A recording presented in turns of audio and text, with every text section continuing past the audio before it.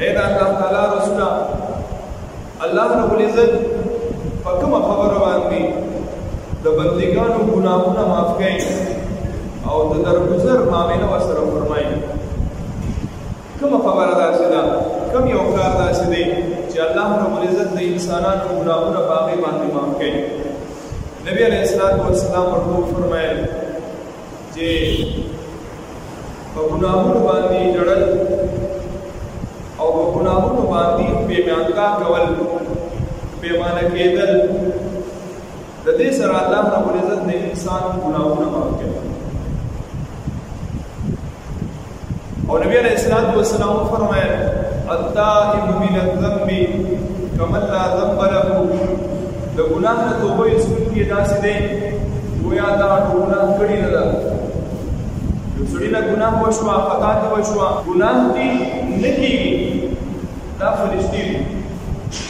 ګناه دې وشوه او په ګناه باندې ولاړ دی کلک، او بعض اوقات سړی په ګناه باندې فخر محسوسوي او ګناه له دلایل ګوري، ګناه له د ګناه جواز له دلایل ګوري، نو دا شیطان دی.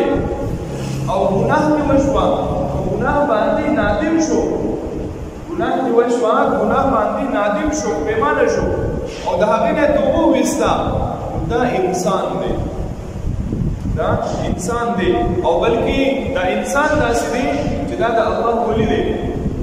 ګناه به کېږي، انسان جوړ د نسیان نه دی، ګناه به کېږي، لیکن په ګناه باندې کلک ودرېدل او بیا هغې نه دلایل پیش کول،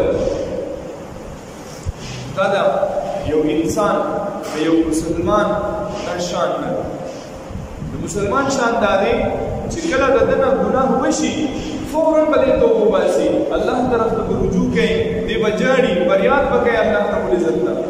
هسې نه د دې ګناه په وجه باندې په ما باندې د الله تعالی عذاب نازل نه شي، د ګناه په وجه باندې د الله رب العزت عذاب نازل نه شي.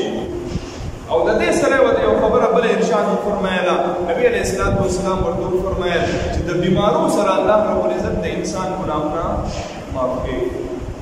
بعض اوقات مونږ وایو که نه دا په دې انسان باندې چې دا کوم حوادثات راځي، دا کوم حالات پرې راځي، نو د انسان په هر کار کې تیري وري.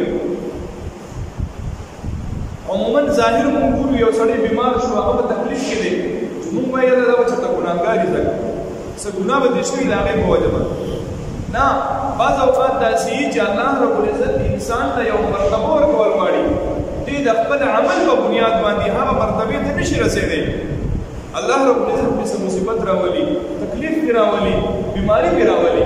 کله الله رب العزت دا حالات، دا حوادثات کله د ده په دې جسم باندې راولي، کله الله رب العزت د ده په مال باندې راولي، کله الله رب العزت د ده په اولاد باندې راولي. په دې دریو صورتونو کې الله رب العزت د ده ګناهونه د ده معاف کوي.